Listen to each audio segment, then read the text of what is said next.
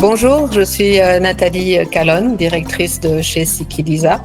Nous sommes un partenaire local basé à Harare, francophone bien sûr, et nous sommes ici depuis 26 ans maintenant.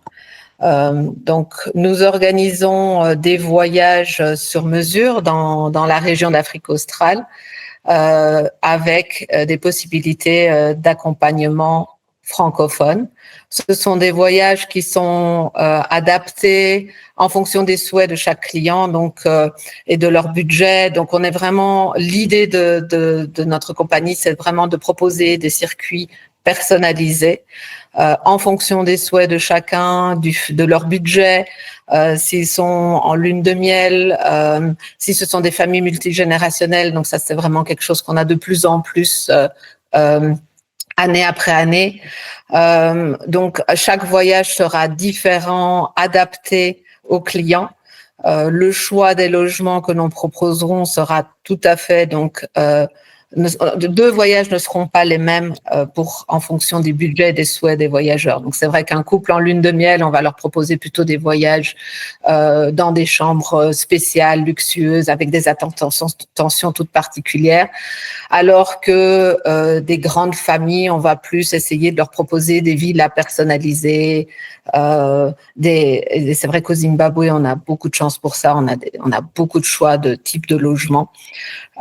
Et donc, chaque voyage peut être personnalisé, adapté, et c'est sur quoi on s'est spécialisé. On aime en fait communiquer avec les agents. C'est vrai que souvent, pour chaque voyage, ce qu'on essaye de faire, c'est au moins d'avoir un appel téléphonique pour comprendre le profil du voyageur. Et en fonction de cela, on essaye d'adapter un voyage par rapport à la demande des voyageurs. Donc, deux voyages ne seront jamais les mêmes. On va faire un circuit dans l'ensemble qui sera toujours similaire, mais le choix des logements, la façon de le proposer sera complètement différente en fonction du profil de chacun. Ce que l'on fait aussi, c'est que chaque année, on propose une dizaine de voyages regroupés avec un guide francophone. Et ces voyages regroupés prennent un maximum de 6 personnes. L'idée étant d'avoir un petit groupe très personnalisé. Lors des safaris, que chacun ait un siège safari, un siège fenêtre. Et donc, vraiment, pour les marches à pied aussi, avoir des petits groupes. Donc ça, c'est l'idée.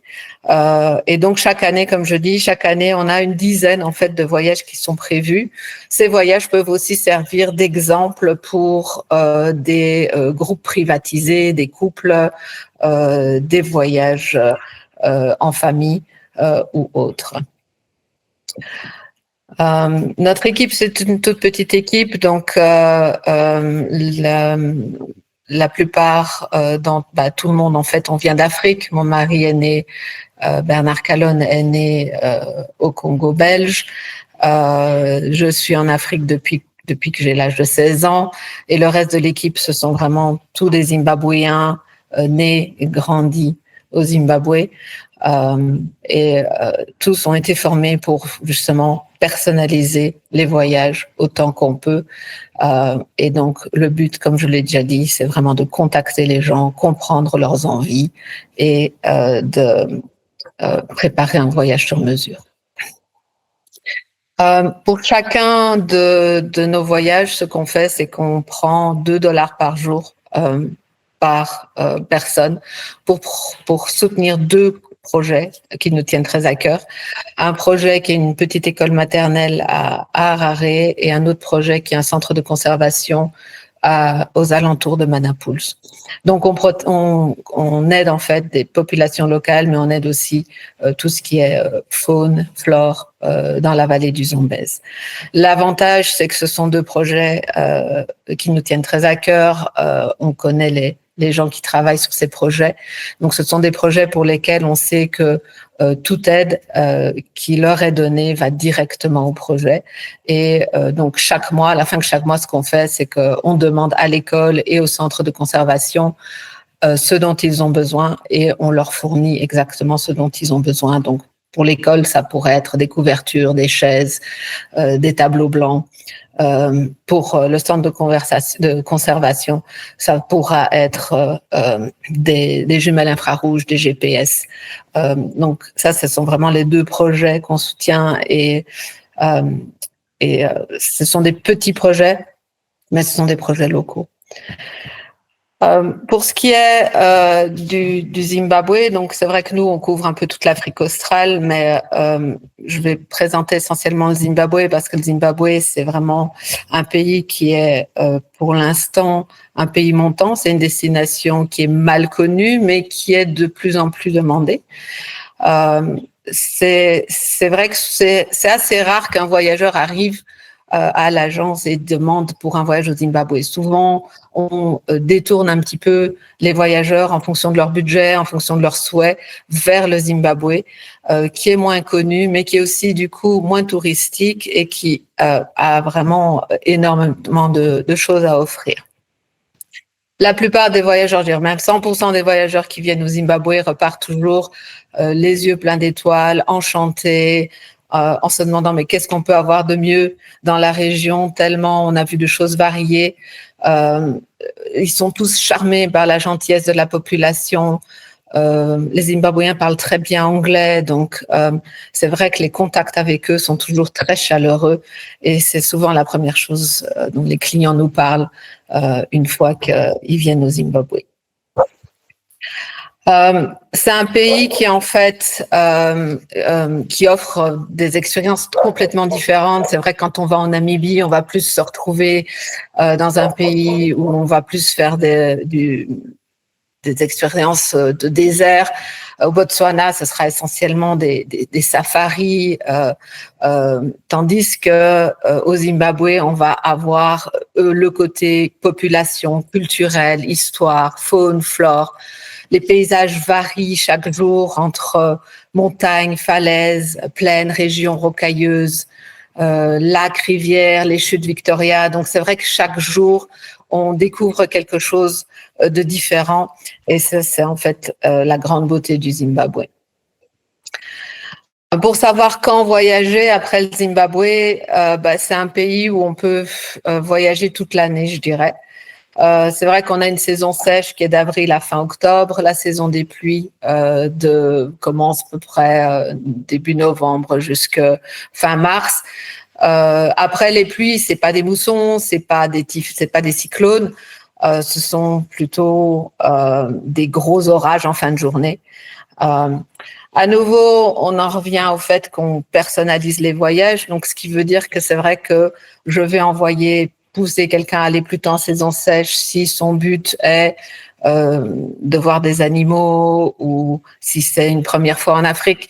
Par contre, pour des gens qui sont des amateurs d'oiseaux ou des fous de photographie, c'est vrai que la saison des pluies est assez magique parce que tout est vert, les couleurs sont magnifiques, les contrastes de couleurs sont extraordinaires, les animaux sont pleine forme, les bébés naissent. Donc c'est vrai qu'à chaque saison, son charme. Et à nouveau, il est vraiment important de comprendre le profil de chacun et leurs souhaits pour leur proposer le meilleur mois pour venir au Zimbabwe. Il y a certains aussi qu'en saison des pluies, on est en saison où les prix sont aussi les plus abordables. Donc, ça dépendra aussi des budgets des voyageurs. Le gros avantage du Zimbabwe, c'est qu'il n'y a pas de décalage horaire. Donc, à l'heure d'été, en Europe, on est à la même heure qu'en France ou en Europe et une seule heure de décalage en hiver. Donc, c'est vrai qu'une fois que vous arrivez ici, vous êtes directement dans le rythme, ce qui est assez agréable. On a 3 points d'entrée en fait sur le Zimbabwe au niveau aérien. On a Harare, Bulawayo et Victoria Falls. Avec des compagnies aériennes telles que Ethiopian Airlines, Qatar, Emirates, Kenya Airways, Airlink. Donc, accès assez facile. En plus, voilà, donc ça c'est plutôt les 3 accès sur le Zimbabwe. Et je vais présenter un peu un voyage pour vous donner un peu une idée de ce qu'on peut voir et des paysages que l'on peut voir dans le pays. Donc, comme je dis, c'est vraiment des expériences changeantes chaque jour. Un gros avantage aussi du Zimbabwe, c'est que c'est des voyages qu'on peut facilement faire en famille parce que justement, il y a cette variété de choses que l'on découvre chaque jour. En plus, pour les enfants, c'est pas que des safaris ou c'est pas des trop longues distances. Et comme je le disais aussi, on peut facilement privatiser des villas, privatiser des véhicules, etc. Il y a moins de restrictions au niveau des âges pour les enfants sur le Zimbabwe que sur des destinations comme le Botswana ou même la Zambie. Donc là, je vais présenter un petit circuit classique qui couvre un petit peu tout le pays et qui vous donnera un peu une idée de la variété des paysages que l'on peut avoir.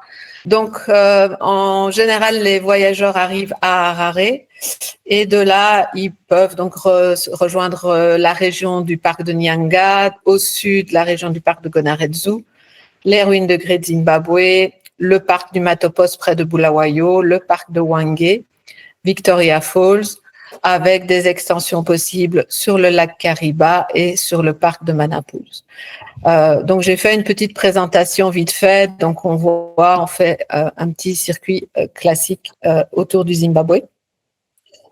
Donc, à peu près 4 heures de route vers l'ouest. Donc, l'avantage aussi, c'est que c'est vrai qu'au Zimbabwe, la plupart des destinations, la plupart des régions sont accessibles par la route. Les routes sont en général assez bonnes. Pour l'instant, on n'a vraiment que la partie, je dirais, Bulawayo, Victoria Falls, qui est vraiment très mauvaise, mais ils sont en train de la refaire. Donc, on espère d'ici la fin de l'année qu'elle sera complètement refaite et finie. Donc, assez facile finalement de faire un autotour ou de faire en fait tout le tour du Zimbabwe par la route, ou pour ceux qui ont moins le temps et plus les moyens, comme au Botswana, on peut aller d'un endroit à l'autre en avion, essentiellement d'un parc à l'autre en fait. Donc la région de Nyanga est une région montagneuse, où on va se retrouver un petit peu dans des paysages qui ressemblent parfois un peu à l'Ouganda, avec des grands chantés, des plantations de macadamia, des villages, des très belles balades à pied à faire dans la région, aussi des tyroliennes. Il y a d'ailleurs une des tyroliennes qui est la plus haute tyrolienne d'Afrique qui passe devant les chutes de Mtaradzi Falls qui sont vraiment magnifiques. Donc, possibilité vraiment de faire des choses assez originales par rapport à ce qu'on pense de l'Afrique. On l'appelle en fait d'ailleurs cette région la Petite Écosse, donc complètement différent du reste du pays. Si on va dans le sud, donc comme je disais, le parc du Gonaredzu, dans le sud, complètement au sud du pays, donc à peu près 6 heures de route. Donc l'idée en général, c'est toujours de partir très tôt d'un endroit pour arriver pour le déjeuner à l'endroit suivant et pouvoir profiter de l'activité de l'après-midi. Donc tout ça, c'est possible en général tout autour du pays. Le parc de Gonaredzu est connu pour ces grandes falaises rouges au coucher du soleil, au lever du soleil, qui donne des couleurs magnifiques. On peut voir ici sur la photo la taille des éléphants qui est minuscule par rapport aux falaises. Donc c'est une région qui, en fait, c'est un parc qui est géré par le zoo de Francfort, qui est très très bien géré. Il y a que 2 lodges dans cette région, donc c'est vraiment un parc qui est très peu touristique. Du coup, c'est une expérience complètement originale et différente. On a les falaises, on a les falaises qu'on peut voir du haut, d'en bas, des forêts de baobab. On peut facilement rester 6 jours dans ce parc, dans 3 régions complètement différentes. Il y a des endroits où on se croirait dans le Kalahari. Donc, c'est vrai que c'est un parc qui est très varié. Ils ont réintroduit les rhinocéros, donc maintenant, ils ont les Big Five dans ce parc. De là, on peut rejoindre les ruines de Great Zimbabwe qui, elles, sont, si on ne veut pas faire la partie Nyanga et Gonaredzu, sont joignables à partir d'Harare directement en à peu près 4 heures de route. Donc, c'est un magnifique site historique qui représente quand même l'empire de Monamatapa, c'est un des plus beaux sites de la région, je dirais le seul site qu'on va pouvoir trouver de cette taille est en Éthiopie. Donc, il n'y a pas de site de cette taille en Afrique australe. Donc, vous pouvez facilement passer 2-3 heures sur le site. C'est quand même partie de l'histoire de la région, c'est très intéressant. Après Great Zimbabwe, on peut rejoindre le parc de Matopos qui est juste à côté de Bulawayo. Donc souvent qui est en fait un point de départ aussi pour un voyage. Donc les voyageurs, comme j'avais dit au départ, peuvent atterrir à Bulawayo pour aller directement vers le parc de Matopos. Le parc de Matopos qui est connu en fait pour ces rhinocéros qu'on peut approcher à pied, mais aussi pour tout son côté historique avec Cecil Rhodes qui a sa tombe au sommet d'un des rochers avec une magnifique vue à 360 degrés. Tout autour de là, vous avez des rochers en équilibre un peu partout, des milliers de peintures rupestres. C'est un endroit où on peut facilement rester 3 nuits et faire des choses complètement différentes chaque jour. Il y a des très beaux treks à faire. En fait, comme je dis, il y a des milliers de peintures rupestres et bien sûr, les plus jolies sont les plus difficiles d'accès.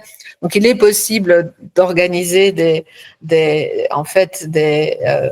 sorties d'une journée pour aller voir certaines peintures si certains voyageurs sont plus prêts à être actifs, à marcher un peu plus et à rester moins longtemps dans un véhicule. Dans cette région-là, vous avez aussi pas mal de très beaux villages. Et ils ont d'ailleurs une sorte de compétition qu'ils font chaque année qui est assez sympa, où les locaux doivent repeindre leur maison avec des peintures naturelles. Et donc chaque année ils font un concours et en septembre les résultats sortent pour les plus belles maisons et ils reçoivent des casseroles, des tankao comme cadeau. Et c'est assez sympa parce que du coup, on peut se promener à travers ces villages sans se sentir gêné de rentrer dans une maison où on n'est pas invité. Dans ce cas-ci, c'est vrai que la petite fille dont j'ai pris la photo ici, la grand-mère était toute contente de me voir et elle était très fière parce qu'elle avait reçu pour son mur, elle avait reçu un prix l'année passée. Et elle avait reçu des casseroles, donc elle m'a vraiment fait venir dans sa maison pour me montrer son mur, me montrer les casseroles qu'elle avait gagnées. Donc c'est vrai qu'on visite un village sans avoir l'impression de s'immiscer et de rentrer chez quelqu'un sans être invité. Donc possibilité de visiter ces villages une fois qu'on est dans la région de Matopos. Ici c'était en février, donc les peintures sont un petit peu fanées, mais chaque année ils les repeignent. Donc quand on va vers août-septembre, c'est là où les villages sont vraiment les plus beaux. Après avoir séjourné dans cette région pendant 3 nuits, on a à peu près, bon pour l'instant c'est 6 heures de route, en temps normal c'est 4 heures de route et on est dans le parc de Hwange. Et dans le parc de Hwange, là, on va se retrouver à faire des safaris un petit peu plus comme au Botswana. Donc, on va se retrouver à faire des safaris à pied et en 4x4.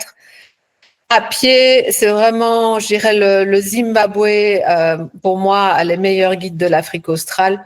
Et les safaris à pied sont vraiment incroyables au Zimbabwe. Donc, ça, c'est quelque chose qu'on peut aussi faire si les voyageurs sont vraiment tentés, faire plus de safari à pied, se concentrer un petit peu plus sur un côté marche que d'être tout le temps dans un véhicule. Le parc de Hwange est assez grand, donc on peut facilement rester 6 nuits dans le parc, dans 2 lodges différents. On a beaucoup de choix de logements. Ça peut être des camps mobiles, ça peut être des lodges haut de gamme, ça peut être des villas privatisées. Donc l'expérience peut être magnifique et comme je dis c'est un grand parc donc les paysages aussi sont assez variés. Une fois qu'on a fini de faire nos safaris dans le parc de Hwange, à peu près 3 heures de route et on se retrouve à Victoria Falls. Donc Victoria Falls quand même un site assez incroyable. Bien faire attention parce que bien sûr les chutes ont des moments dans l'année où elles sont un peu plus sèches. Donc c'est vrai que si pour moi un voyageur va dire Victoria Falls c'est le rêve de ma vie, je ne vais pas lui proposer d'aller au Zimbabwe en septembre-octobre. C'est là où les chutes sont au plus secs. Par contre, à partir de février, mars, avril, on a beaucoup d'eau. Donc le choix de la période de l'année pendant laquelle les voyageurs vont venir dépendra aussi un petit peu de leurs souhaits, comment ils veulent voir si les chutes Victoria sont vraiment une priorité ou pas. Donc à Victoria Falls, là aussi, on a des voyageurs qui veulent rester qu'une nuit, voir les chutes et repartir, mais on a d'autres voyageurs qui veulent faire toutes les activités. On a énormément d'activités possibles sur Victoria Falls. Des activités comme tout simplement une croisière sur la rivière, mais des activités un petit peu plus intenses comme le saut à l'élastique, le rafting. Donc, on a 30 pages d'activités à vous proposer sur Victoria Falls.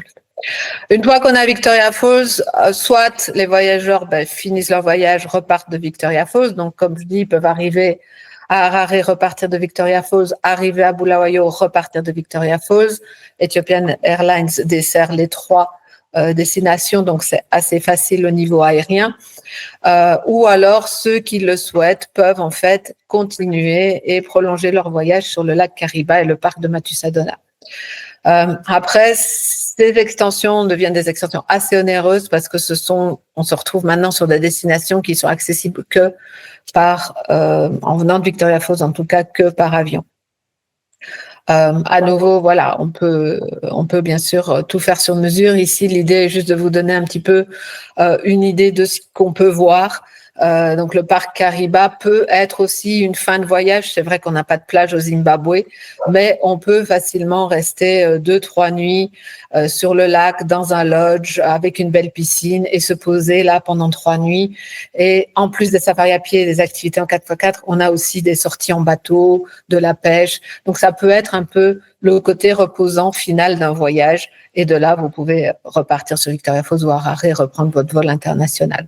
Ce qui est possible aussi le long du parc de Matussadona, c'est de louer un bateau. Et donc, on peut privatiser des bateaux pour une famille, un groupe de gens avec capitaine, chef, en tout compris. Donc ça pourrait être aussi une belle façon de finir un petit peu son voyage au Zimbabwe. Le dernier parc qui est très connu aussi au Zimbabwe, c'est le parc de Manapouls, connu pour ses éléphants qui se mettent sur leurs 2 pattes pour essayer d'attraper des fruits. C'est un parc qui est aussi le long du Zambèze. Après, à nouveau, c'est une destination assez onéreuse parce que le seul moyen d'arriver dans certains lodges, c'est vraiment par avion. Donc, on se retrouve un petit peu dans le même format qu'au Botswana où on va d'un endroit à l'autre en avion. À nouveau, Manapouls, c'est assez grand. On pourrait en faire une destination en soi pour les clients qui ont déjà fait des dizaines de voyages en Afrique. On peut facilement rester une semaine à Manapouls dans 3 régions complètement différentes, entre un lodge le long des falaises, un lodge le long de la rivière, et donc avoir des expériences variées à chaque fois. Manapouls, pas les Big Five, donc on n'a pas de rhinocéros, on n'a pas de girafe, mais c'est vrai qu'on peut avoir de très belles expériences animalières dans ce parc. La plupart des lodges, c'est vrai qu'ils aiment bien, donc sur une journée safari, on part tôt le matin, on a le tea time, on revient au lodge. C'est vraiment comme au Botswana, on revient au lodge après le premier safari, on se pose un peu, on a encore un petit tea time avant de repartir. Ils vous organisent des petites surprises au coucher du soleil, etc. C'est vrai que le service au Zimbabwe est vraiment top. Il est vraiment assez incroyable. Donc, voilà. Donc, comme vous avez pu voir, c'est vraiment un voyage qui est très, très varié, qui peut être fait autant par la route que par avion, mais aussi c'est un voyage qui est accessible pour les enfants, pour les familles, pour les couples en lune de miel. C'est une destination euh, comme je disais, qui est varié, du coup, avec des enfants un petit peu plus faciles, parce que c'est vrai que chaque jour, on fait et on découvre des choses complètement différentes. On espère vous voir un jour au Zimbabwe. N'hésitez pas à m'appeler pour que je vous donne plus d'informations. C'est vrai qu'il y a encore tellement de choses à faire et tellement de choses à proposer dans le pays. Je me réjouirais d'en parler un peu plus avec vous. Et on reste à votre disposition pour tout devis et pour toute information.